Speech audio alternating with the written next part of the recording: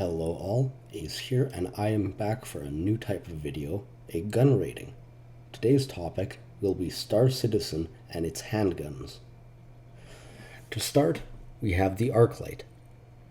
Overall, this pistol looks really good. It's futuristic, but not super advanced as to be we didn't come up with it.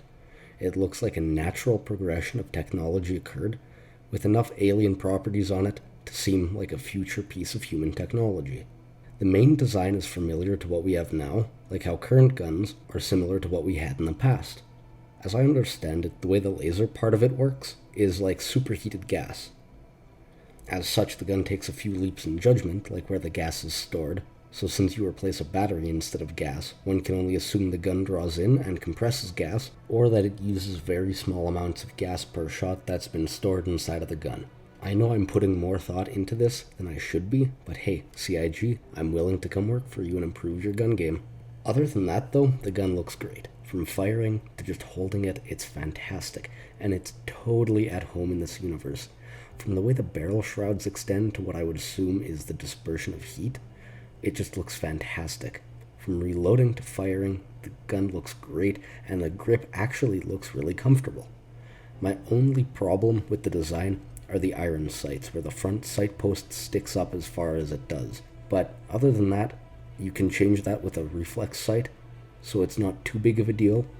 Overall, I give it a 9 out of 10 and a gold star for being a really well designed and thought-provoking weapon. What is a video game without a revolver? The answer to that is not a very good one. And the Coda 50 cal revolver is the answer to the question of what revolver will be around in 500 years. Unfortunately, I don't think it's a really good answer, and because of that, I'm here to nitpick it.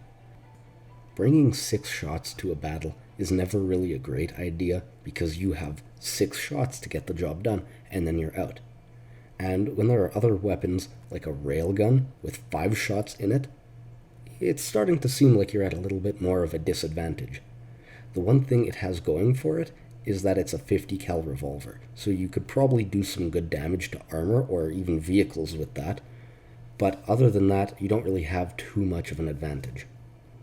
It does have quite a substantial amount of recoil too, which makes it unsuited for close quarters combat, and considering a large portion of what you do in Star Citizen is close quarters combat, I don't think it's going to be that great. It also has a big sign on the side that says moving parts, do not touch. So that doesn't really fill me with confidence that you're not going to lose a finger or something to the moving part.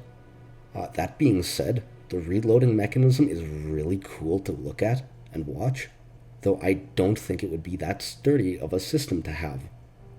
I'm not really comfortable with the thought of dropping this. I think it would probably break something inside of it. On top of that, I don't really think the grip is too comfortable to hold. It looks a little narrow and it looks a little long, so I wouldn't really want to hold it, but I guess it could probably work. Other revolvers in sci-fi, like the Blade Runner blaster, or that gun in the Fallout universe, is another sci-fi revolver that's a lot more appropriate of a design. It stays true to what a revolver should be without overcomplicating it, but while also seeming pretty futuristic, and it looks a lot more durable and comfortable to hold. One reason you would use a revolver instead of a handgun now is because it's a lot sturdier and more reliable. There's less moving parts, so there's less you have to worry about breaking on you. But with this, you can't really have that much of a carefree attitude because it looks a lot more fragile. It kind of looks like what a Luger P08 was, where it's an over-engineered gun that's not really meant to be used for combat, but it is anyway. It's awesome looking though. Probably one of the coolest looking guns in the game. Might take my number 2 spot for second coolest gun in the game. It's really intricately designed, and that's pretty cool, but I don't think it's really practical. So I give it a 7 out of 10 for being a really badass but impractical gun, and overall, it's not terrible. There are worse. The LH-86 is an interesting looking handgun. It's a little bit too small to be firing a 10mm round, but other than that, I don't really have any big nitpicks with it. It looks comfortable enough, and it has a round futuristic design, which is about what you would expect from a sci-fi handgun. There are two major things that kind of confuse me. The first is that it has an angled foregrip at the bottom of the barrel at the front.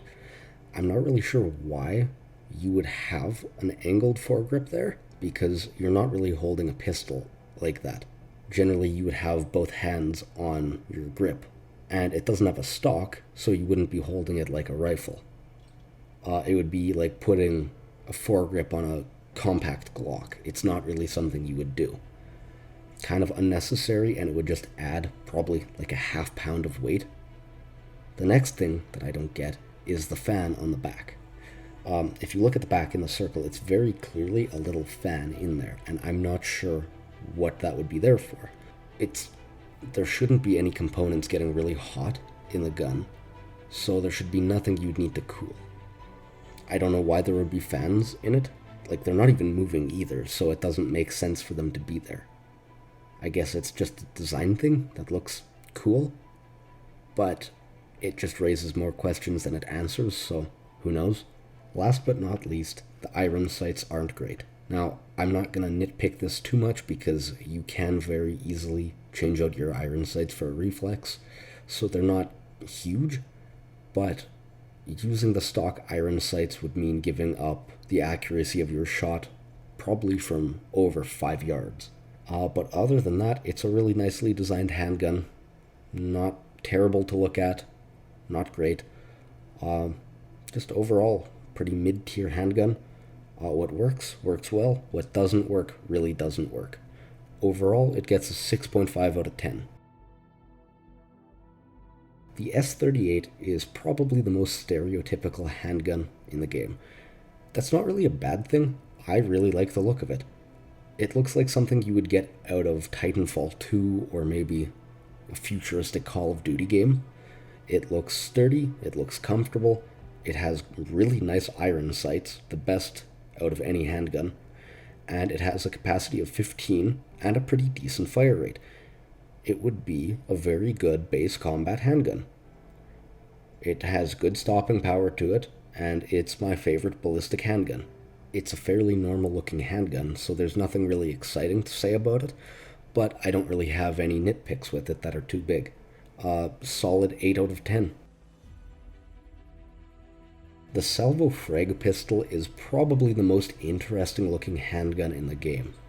It's sleek and polished, and it reminds me of the blasters used by Padme in Star Wars. It looks kind of like a rich person's gun. Now, that being said, it is absolutely a beautiful gun, and it has a secondary firing system which turns it into a shotgun pistol, which is pretty neat. But as a combat pistol, it really falls short. It has way too much recoil and too small of a magazine to really be useful. Maybe for 1 or 2 people, but other than that, I wouldn't really want to use it. The sights on it are fine, nothing to write home about, nothing really too bad. They're usable, and it's just a really nice looking gun overall. I would probably stroke it a bit. 7.5 out of 10.